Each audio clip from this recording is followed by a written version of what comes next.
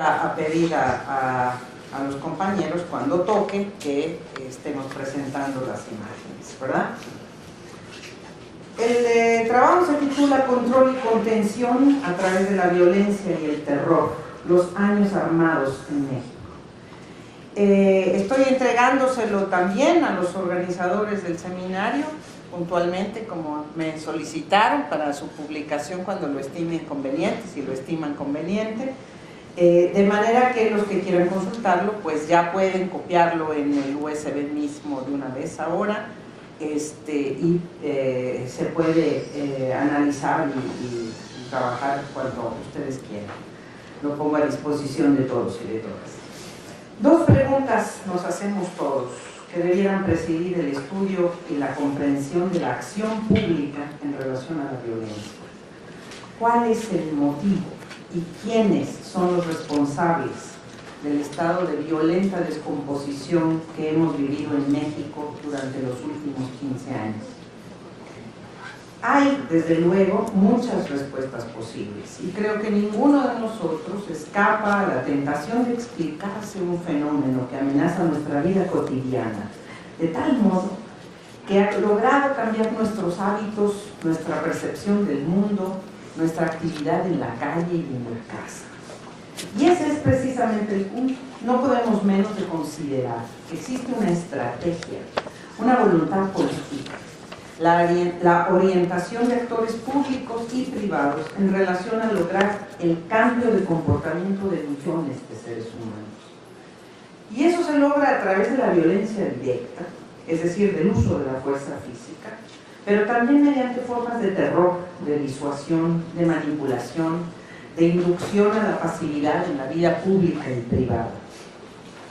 Espero mostrar las líneas de esa estrategia, así como las dificultades que enfrenta en los momentos cruciales de estos últimos 15 años. La estrategia de Sísifo. Atormentado por la condición absurda de la vida humana, Albert Camus escribió en 1942 un texto extraordinario, El mito de Sísifo, en que expuso lo que, desde mi punto de vista, pasó a ser la filosofía de la política contemporánea. Pensemos entonces, plena Segunda Guerra Mundial, escribía desde Francia, un país ocupado, y en la perspectiva del propio Camus de ser involucrado en una contienda armada en la que él, por supuesto, que no quería participar. Y escribe Camus: los conquistadores saben que la acción es en sí misma inútil. Solo hay una acción útil, la que volvería a hacer al ser humano y a la tierra. Yo jamás volvería a hacer a los seres humanos, pero tenemos que hacer como si. Así, el camino de la lucha me lleva a reencontrarme con la carne. Aún humillado, la carne es mi única certeza. No puedo vivir más que de ella.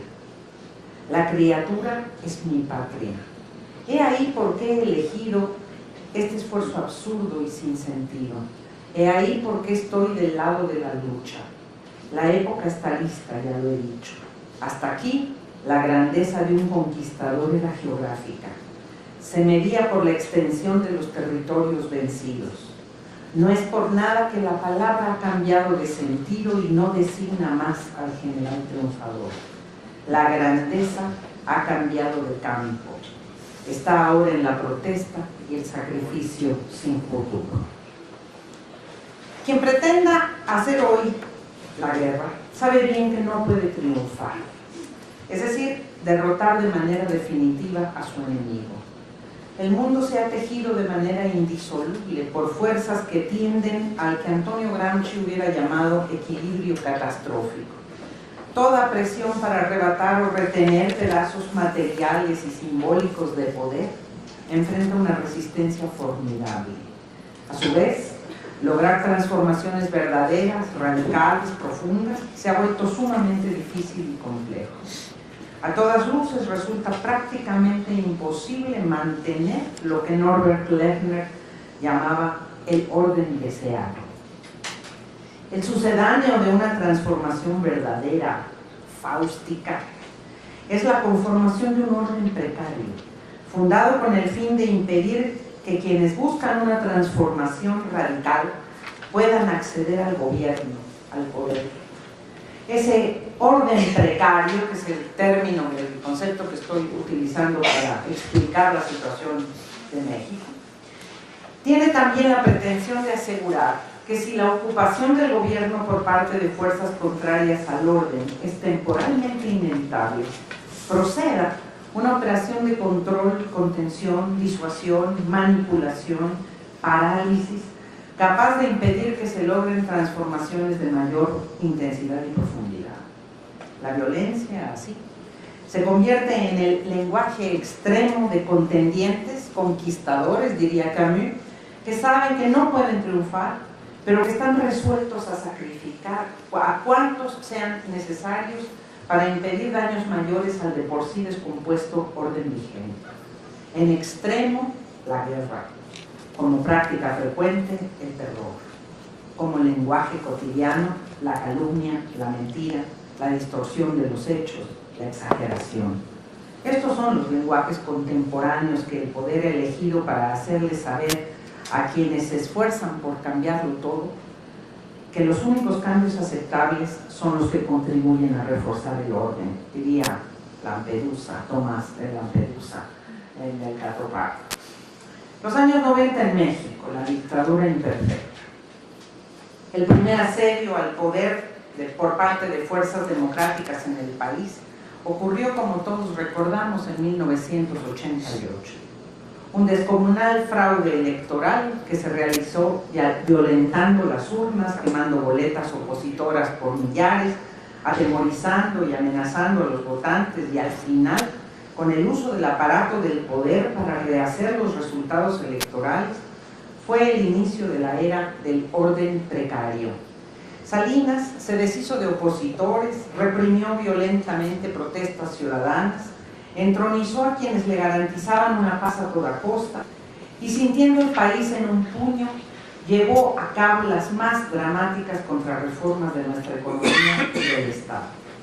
La amenaza real o potencial de que la oposición se convirtiera en nuevo gobierno, el temor fundado o infundado de que pudieran afectarse intereses creados, particularmente los vinculados a la inversión extranjera, y en definitiva, el fantasma de que el orden creado por los anteriores gobiernos priistas pudiera servir de base para una rebelión masiva e incontenible, desataron la más vasta operación de terror y contención que se haya conocido en los tiempos contemporáneos.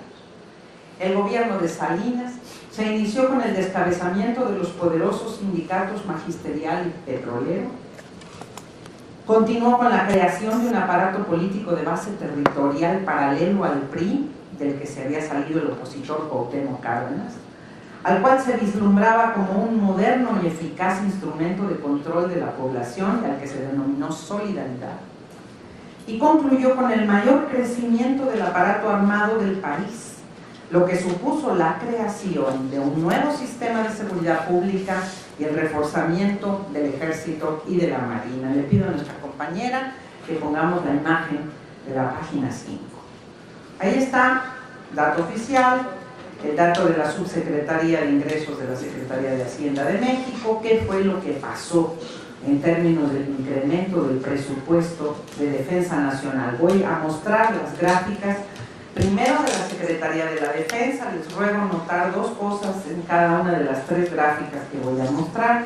Naturalmente, el incremento presupuestal entre 1990 y el año 2000, particularmente el año 94, ahí está la Secretaría de la Defensa, el crecimiento mayor, pero sobre todas las cosas el incremento de gasto corriente como el incremento fundamental del aumento general del presupuesto. Pasamos de la gráfica de la página 5 a la página 6, por favor, el presupuesto de la Secretaría de Marina, que está, ¿se ve? ¿Se ve bien? ¿Todo bien?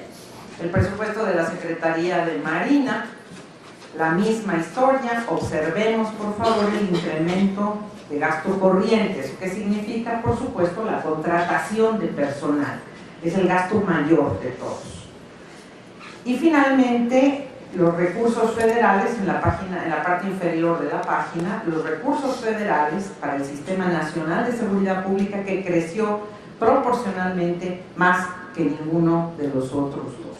La misma historia, los gastos corrientes son los gastos fundamentales que se realizaron entonces. Muchísimas gracias. Como puede observarse en los tres presupuestos que se presentan, el mayor incremento de gastos es el de servicios personales. El temor del orden precario se enfrentó con la creación de inmensos aparatos armados entrenados por el ejército mexicano y el de los Estados Unidos, aunque también se firmaron convenios, eso todavía no. Aunque también se firmaron convenios con Israel, Argentina, Guatemala, Chile y hasta Sudáfrica, en lo que constituyó una vastísima operación de cooptación y empoderamiento de cientos de miles de jóvenes para los cuales no habría educación, empleo seguro, ni participación en proceso alguno de desarrollo, sino únicamente la construcción de la soberbia y la impunidad de quien sabe que las armas y sobre todo la inteligencia armada son un poder incontestable. El caso mexicano no era desgraciadamente una excepción, ya que a partir de 1985 prácticamente todos los países latinoamericanos habían iniciado transformaciones de sus aparatos de gobierno para conformar fuerzas del orden presuntamente ajenas a los desprestigiados ejércitos, que sirvieran de base para la construcción de una muy bien armada, en el sentido estricto de la palabra, transición a la democracia. Los resultados de este escandaloso movimiento de formación de una fuerza armada capaz de impedir irrupciones de masa pronto estarían a la vista.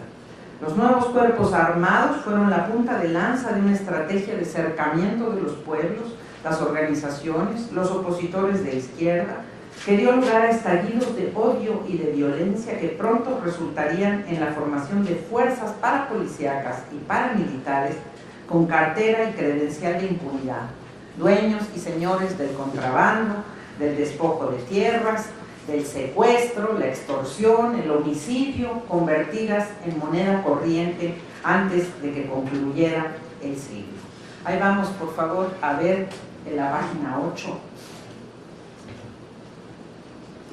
el incremento de homicidios en América Latina. Por eso digo, no es un fenómeno exclusivamente mexicano, es un fenómeno bastante generalizado. Ahí se pueden ver las puntas con mucha claridad. Londoño y Guerrero, estos personajes, perdón, me faltó la introducción sobre estos personajes, escribieron un informe que publicaron para el Banco Interamericano de Desarrollo, que se convirtió realmente en el texto clásico sobre la violencia a partir del año 1990, un texto sumamente significativo, que tiene que ver con los costos de la violencia en América Latina. Londoño y Guerrero estimaban en 1990 el costo de la violencia para América Latina en 145 mil millones de dólares, o sea, el 12.1% del Producto Bruto Regional. Era apenas el inicio de una espiral que se volvería imparable. En el caso de México, las nuevas orientaciones y estrategias de defensa de seguridad y de seguridad nacional tendrían responsables y beneficiarios claros. De acuerdo con Juan Manuel Sandoval, para mediados de 1997, más del 75% de las fuerzas policíacas del país se encontraban en manos del ejército. Y el gasto en seguridad nacional y justicia representaba también en esas fechas el 0.9% del Producto Interno Bruto, en contraste con el 0.6% en 1988, aunque por debajo del 1.5%, que era el promedio de los países de América Latina.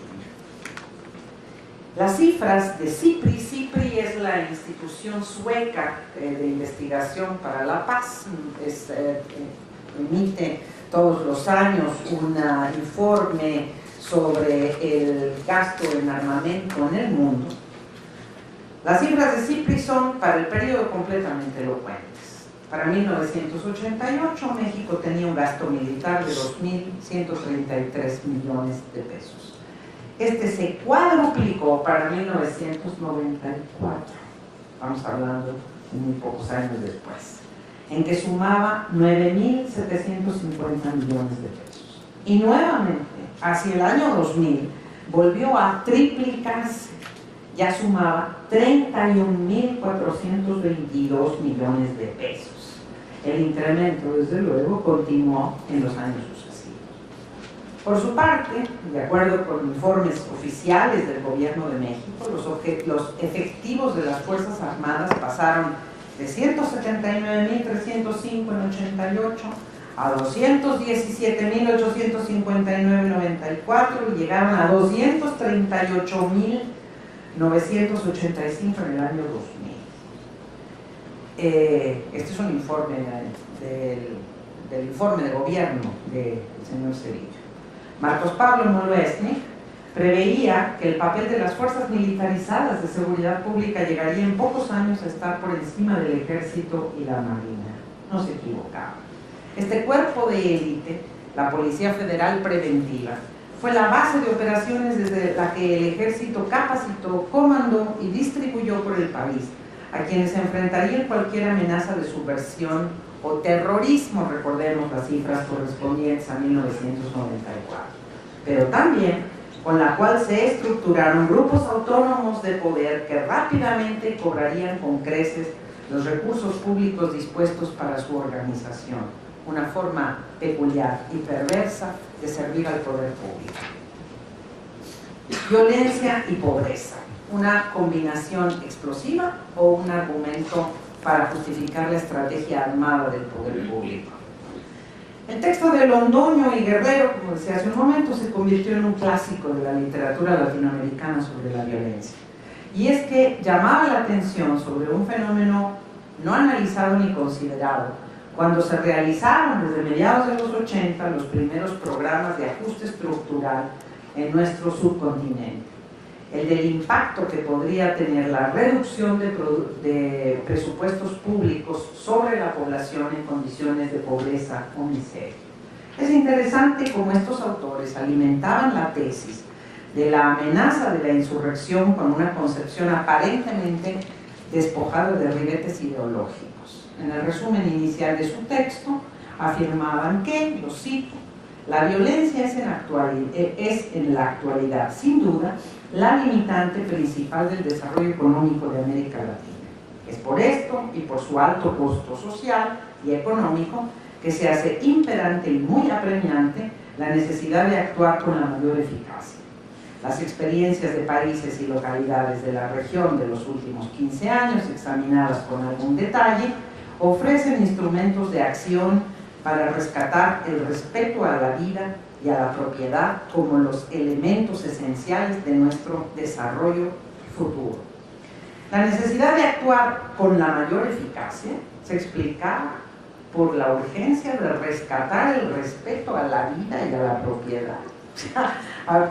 Es muy significativo este término. Naturalmente, y esto pongo un paréntesis, no lo cito en este texto, pero este texto desató muchas otras investigaciones, la más amplia de las cuales es la investigación que publicó en el año 2000 el Banco Mundial, que se llama Asegurando Nuestro Futuro. Ya con ese título puedo decirles todo lo que eso significa, es decir, la gran amenaza que representaba la violencia. Pero no lo cito acá, pero les recomiendo la lectura, que es muy significativa.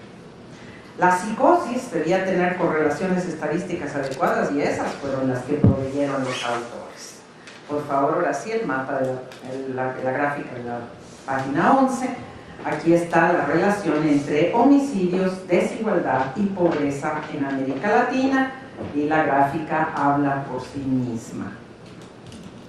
Es decir, un incremento desde 1970 hasta 1995 de la presunta correlación entre homicidios, desigualdad y pobreza en América Latina.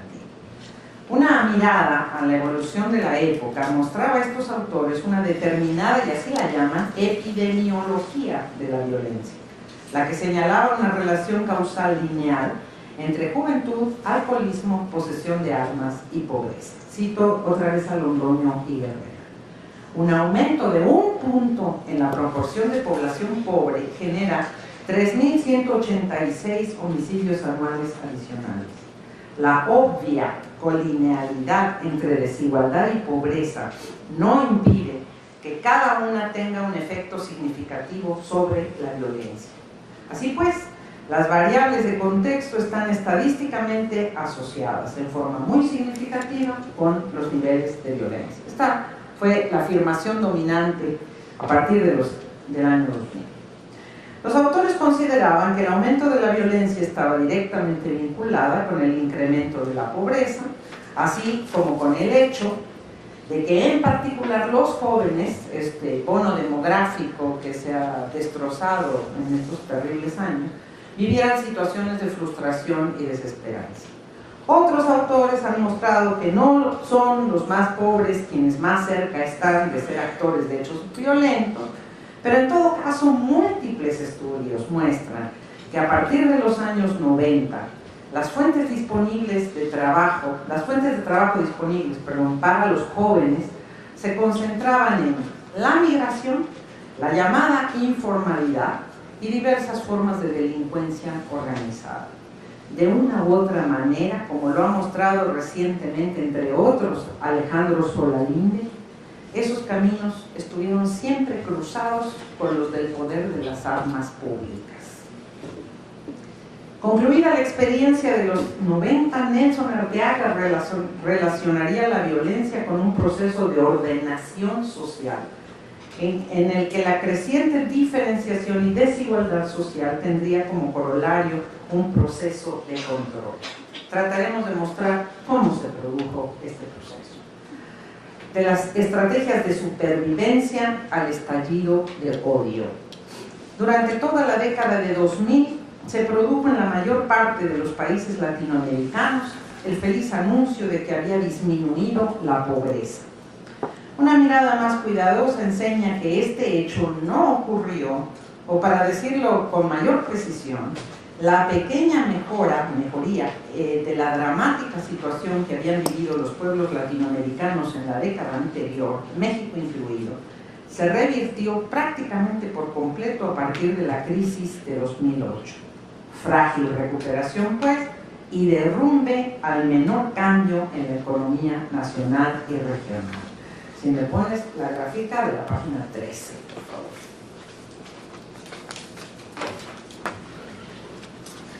Esta gráfica es una gráfica muy significativa porque normalmente se dan las gráficas de pobreza y se dan las gráficas de desigualdad, incluso las de desempleo, pero esta es la tasa de crecimiento anual porcentual del Producto Interno Bruto per cápita de 1970 a 2010. Y cualquiera que revise esta gráfica, yo hice un trabajo sobre la educación en América Latina en relación a 8 países de la región, por eso es la selección de estos países, pero cualquiera que vea esta gráfica ve inmediatamente que no hay ninguna mejoría sustantiva y desde luego hay unos baches tremendos que se muestran en todo, en las gráficas de qué pasó con la política social, qué pasó con la pobreza, el empleo, etcétera, etcétera, de esos años. Noten el bache de los años 985 y 1990. Bueno, como vimos en los apartados anteriores, esta es una información del Banco Mundial, este es el otro tema interesante, son datos del 2009, o sea, el 2010 es una proyección de indicadores del desarrollo mundial, es un dato, una gráfica una tabla muy significativa. Como vimos en los apartados anteriores, cuando se impuso la estrategia de ajuste estructural, las poblaciones de nuestros países se vieron obligadas a establecer estrategias de supervivencia ajenas a las que se habían practicado hasta entonces. El éxito relativo de dichas estrategias, relativo y diría paradójico, de dichas estrategias puede medirse de varias maneras. Una de ellas es el incremento que tuvieron las remesas. Estas alcanzaron, y en algunos de los años recientes llegaron incluso a superar apenas al volumen de la inversión extranjera directa, sobre 24 mil, 25 mil millones de dólares anuales. El inmenso sacrificio de cientos de miles, millones de compatriotas nuestros que se fueron a trabajar a los Estados Unidos en muy malas condiciones. Los años de la mayor crisis social, y esto es algo que tenemos que mantener en la mente, en México, coinciden sin embargo con la construcción del muro con que el gobierno de George Bush se propuso impedir la continuación de la migración ilegal a partir de 2006. El muro en este decreto que emitió George Bush en el año 2006 dio inicio en 2006, pero se terminó de construir entre 2008, 2009 y 2010. 1.225 kilómetros de frontera, si no recuerdo mucho. De la estrategia de empleo precario da cuenta también la CEPAL, que señala que hace más de 10 años que en nuestro país 7 de cada 10 empleos que se obtienen proceden de la llamada economía informal. Es decir, no hay crecimiento de la industria, no hay crecimiento de la agricultura, no hay otras fuentes de trabajo, una forma de supervivencia de una economía que se le llama informal. En realidad es no solamente muy formal porque requiere una extrema disciplina, sino muy sufrida porque los recursos que se obtienen de este tipo de trabajo, todo desde consultorías de computación hasta circo en calle, ahora, no solo tragafuegos, sino muchachos que están, evidentemente son estudiantes y que están pagando sus estudios haciendo maromas en los altos. Por su parte, el Coneval ubica que el desempleo abierto en México alcanzó al 6.2% de su población. El Coneval es la instancia que evalúa la política social, es bastante conservador, pero es interesante recoger siempre su información para que no digan que uno cita a sus propios, a las personas con las que está de acuerdo. Coneval ubica que el desempleo abierto de México alcanzó el 6.2% de su población económicamente activa para el momento más álgido de la crisis en 2010. Ahí está el informe de Coneval de 2012, que es el informe que estoy citando, el más reciente. El otro resultado de estas estrategias fue el incremento de la presencia de grupos armados, tanto de delincuencia organizada como de los aparatos de fuerza militar y policíaca que desplegaron, por supuesto, en una parte significativa del país su estrategia criminal. Sus efectos son los más dramáticos y seguramente persistentes de cuantos se hayan enfrentado en los años cercanos. Si me pasas, porfa, la gráfica de la página 14. Esta es una información del Banco Mundial, un estudio que realizó el Banco Mundial, se publicó el año pasado, que se llama La violencia juvenil en México. Les llamo la atención de que la cohorte de 25 a 29 años es la que sufre, digamos, un incremento más agudo de la violencia y del homicidio, ¿no? Pero pues es la población joven la víctima y participante principal de los hechos violentos en México. Un estudio bastante interesante. A pesar del empeño puesto en estas estrategias de supervivencia, el incremento de la pobreza, particularmente en los últimos 3 años, ha sido el mayor de todo el periodo. Pido que pasemos a la gráfica de la página 15. A ver si se pueden ver las cifras, pero lo que quiero decir, pero lo sabemos todos los que estamos aquí en esta aula, la población en situación de pobreza, tanto moderada como extrema, se incrementó. La cifra general que se dio al final del sexenio pasado fue de 7 millones más de pobres en el país, pero todos los indicadores de privación social, carencia social y bienestar, por supuesto, ubican que hubo una agudización de la pobreza y de la exclusión en estos últimos años. Eso explica pues que la gráfica que vimos antes de la tasa de incremento porcentual del Producto Interno Bruto per cápita arroje resultados como los que estamos arrojando, ¿no? Porque durante unos años cuando parecía que iba a revertirse el incremento de la pobreza, todo esto que se anunció con bombo y platillo, parecía que esas eran ya las gráficas que marcaban una tendencia, y resulta que no marcan ninguna tendencia, todo lo contrario. Es posible afirmar que a partir de estas informaciones, que si el despliegue de la violencia armada permitió con relativo éxito contener, disuadir, reorientar fuerzas juveniles que hubieran podido tener una influencia significativa en un cambio social y político en el país, su incremento y desbordamiento constituyen en sí mismos un problema de la mayor gravedad, que tiende a provocar la parálisis o una disminución severa de las otras actividades económicas que estaba orientado a proteger. El estudio citado del Banco Mundial sobre violencia juvenil en México describe así la situación que provocó, de acuerdo con cifras oficiales, los más de 70,000 muertos durante el sexenio pasado. La violencia, dice el Banco Mundial, se ha incrementado fuertemente en México desde 2008. La tasa de homicidios por cada 100,000 habitantes ha aumentado de 8.4 en 2007 a 23.8 en 2010. La situación de la violencia en el país tiene a los jóvenes como víctimas y como agresores. La tasa de homicidio juvenil se ha incrementado desde 7.8 en 2007 a 25.5 en 2010.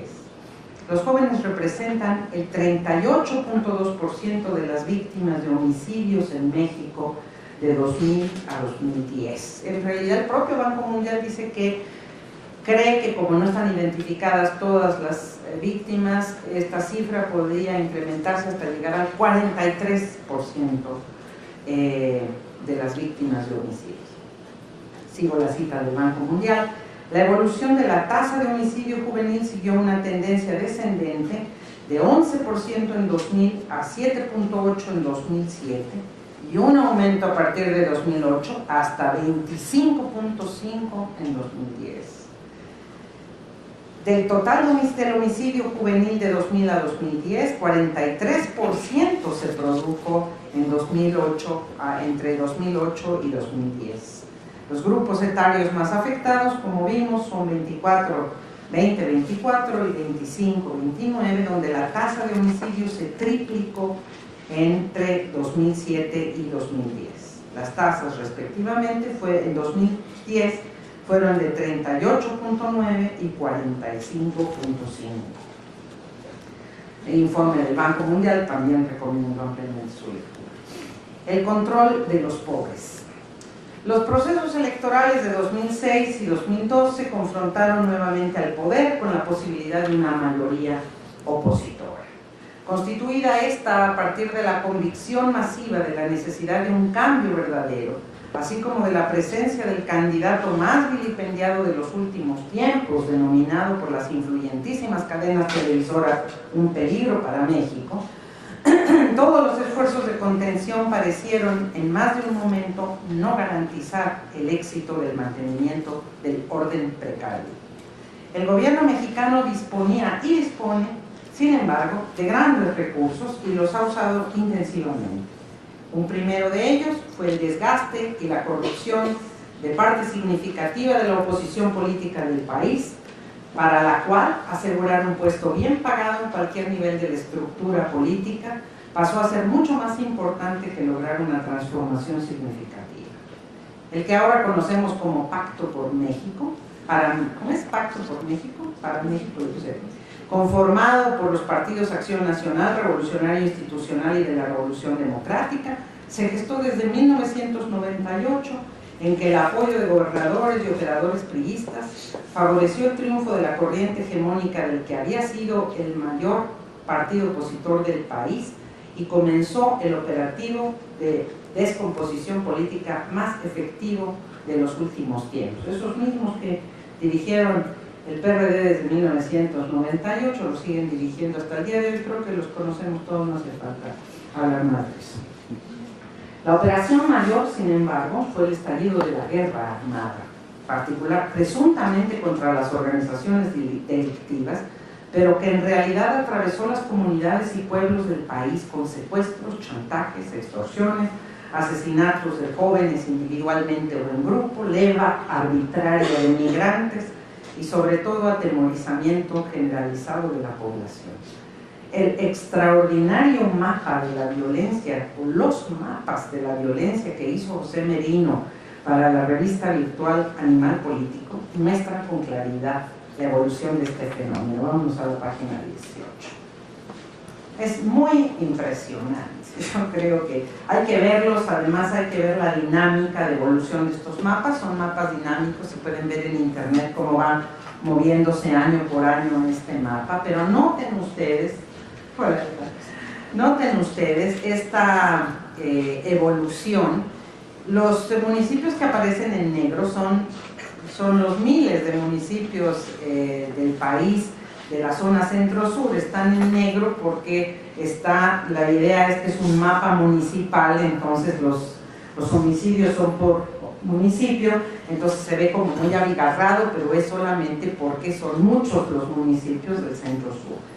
Pero hay que notar cómo en el mapa de 2010 se ve con mucha claridad. Primero, en el mapa de 2006, la parte de ejecuciones, empieza la zona blanca, luego hay unas zonas naranja suavecito, unas zonas para la zona de la frontera de mayor número de ejecuciones, y luego para el año 2010 está sumamente claro el mapa, cuáles son los lugares en donde se han producido más ejecuciones en el país. Realmente es un trabajo extraordinario de compilación de datos el que ha hecho José Merino, se los recomiendo ampliamente, aquí están todas las fuentes. Me parece que estos mapas son una demostración prácticamente irrefutable de que las zonas de mayor pobreza del país, el centro y el sur, son fundamentalmente ajenas a la escalada brutal de violencia. Esto, y es terrible decirlo, a mí me duele el alma de solo pensarlo, porque me recuerda a procesos de la historia de México terribles también. Ha sido un proceso acelerado de ocupación de los territorios de frontera y de las zonas estratégicas de las costas de México. Esto no es una casualidad ni una cosa que ocurrió, pero es muy importante con este mapa y otras investigaciones semejantes mostrar cómo la violencia no está asociada a la pobreza moderada y extrema, sino está asociada a otros fenómenos y estrategias del poder político y económico del país y de fuera del país. El dominio de los medios de comunicación es otro de los instrumentos mediante los cuales se mantiene el orden precario, pero no nos extenderemos sobre él en este trabajo. Baste recordar la imagen de las y los diputados, diputadas, recibiendo iPads 2 días antes de la votación de la nueva ley de telecomunicaciones, estos que regaló el señor Slim muy generosamente, que entregó el 100% de la inversión de este recurso estratégico de la soberanía a la inversión extranjera, ¿no? Esto vale la pena recordarlo porque es otro elemento extraordinariamente significativo. A ningún otro país se le habría ocurrido regalar las telecomunicaciones del modo en que fácilmente lo hicieron estos diputados y diputadas. Por cierto, que me extraña que muchas organizaciones, incluso organizaciones de derechos humanos, han demandado que ya se aplique la ley de telecomunicaciones.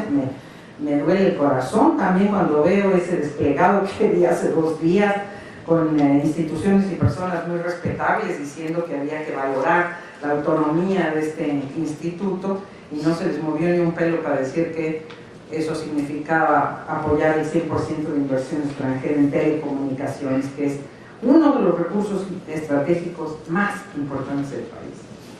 Finalmente, con el diseño e intervención del Banco Mundial, los programas de transferencias directas condicionadas parecen haberse consolidado en prácticamente toda América Latina. Nuevamente, el ejemplo mexicano fue el ejemplo que enseñó y entrenó a todo el resto de los países latinoamericanos.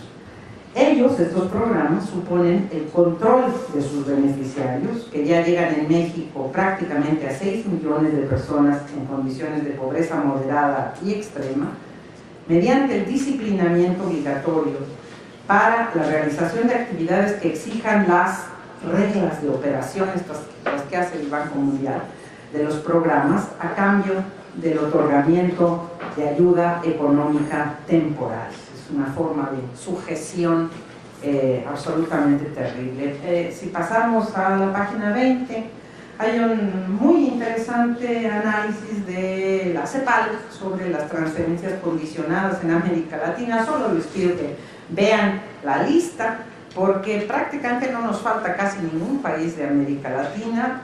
Las excepciones naturalmente son Cuba y Venezuela, no necesito decirlos, que son los países que no aplican. No, antes, el de la página 20. ¿Ya lo tienes? Antes, esa, la lista. ¿Sí? Que no aplican este tipo de programas, pero México, que es el pionero de estos programas, aparece ahora con el programa Oportunidades, que antes se llamaba Progresa, ¿verdad? Y antes Solidaridad, y que es el fundador de todos los demás, con sus variaciones y modificaciones, incluye hasta Bolsa Familia. Bolsa Familia también es un programa condicionado, ¿no? Y quiero decir algo que pueden recordar ustedes que hace un par de años hubo una situación de hambruna en la Sierra Tarahumara. Lo que no necesariamente saben ustedes es que el antecedente inmediato de esa hambruna fue que 20,000 personas que estaban en el padrón de oportunidades en la Sierra Tarahumara no cumplieron con los condicionamientos en ese momento, fueron excluidos de oportunidades, y esa es parte muy importante del origen de esa hambruna. Por eso nosotros podemos ver, digamos, ese límite de la supervivencia en el que están poblaciones que son, sin embargo, utilizadas para condicionamientos sociales y naturalmente políticos. Aquí está en la página 21, ahora sí, para que se den ustedes cuenta de cómo han incrementado la cobertura y la inversión de los programas condicionados, de transferencias condicionadas, pasando de 5.7 el porcentaje de la población, son mapas latinoamericanos, al 19.3% de la población, y del 0.19% del Producto Interno Bruto de inversión al 0.4% de inversión en programas condicionados. Aquí está el de la página 22 también, un mapa latinoamericano muy interesante, porque este es cuál es el porcentaje total de la población que está involucrada en estos programas. Noten por favor cómo se incrementó, pero a toda velocidad, el programa de transferencias condicionadas en el Ecuador, pero Brasil y México son los otros dos puntales de los programas de transferencias condicionadas. Por toda la región, los programas de transferencias condicionadas han permitido mantener una relación de control territorial de la población, pero también establecer los contactos necesarios para garantizar el apoyo político y electoral que requiera quien ejerza actividades de gobierno. En la visión del Banco Mundial, el condicionamiento, esto es una cosa interesantísima, aleja la culpa que pueda producir el asistencialismo. Fueron muy críticos del populismo y del asistencialismo, etc., pero este desborde de programas de transferencias directas condicionadas les parece que es una solución extraordinaria, les parece sumamente bien, eso no hay problema. Mientras se tratara de derechos, de universalización de derechos, esos eran muy peligrosos, pero transferencias condicionadas, denle por favor, inviertan, produzcan más billetes para darle a la población más posibilidades de incrementar su consumo, siempre y cuando sepan que no es para su derecho ni es para su crecimiento, sino es una ayuda condicionada. Hoy te doy, hoy, mañana ya no te doy, ¿no? La limitación de derechos sociales y políticos es un efecto colateral tan perverso como codiciado por esta institución y los gobiernos que aplican desde luego sus programas.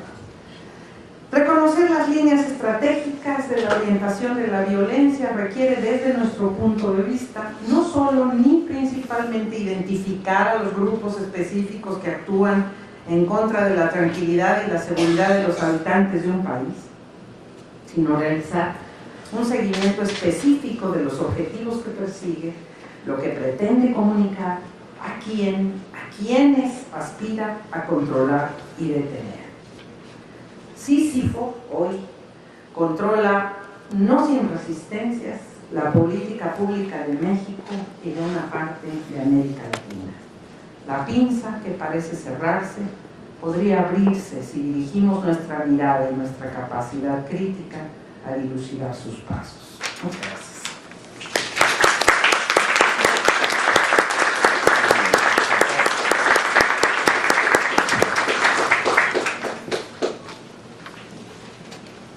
Muchas gracias por esta brillante exposición. Y como siempre tenemos un receso de un cuarto de hora para descansar y después vuelve por favor y iniciamos el debate sobre esta exposición. Gracias. Qué bueno, yo creo que no me iban a dar ni un vaso de agua. No, porque yo aquí estoy obligado a hacer. Pero Pero ni agüita, Alfredo.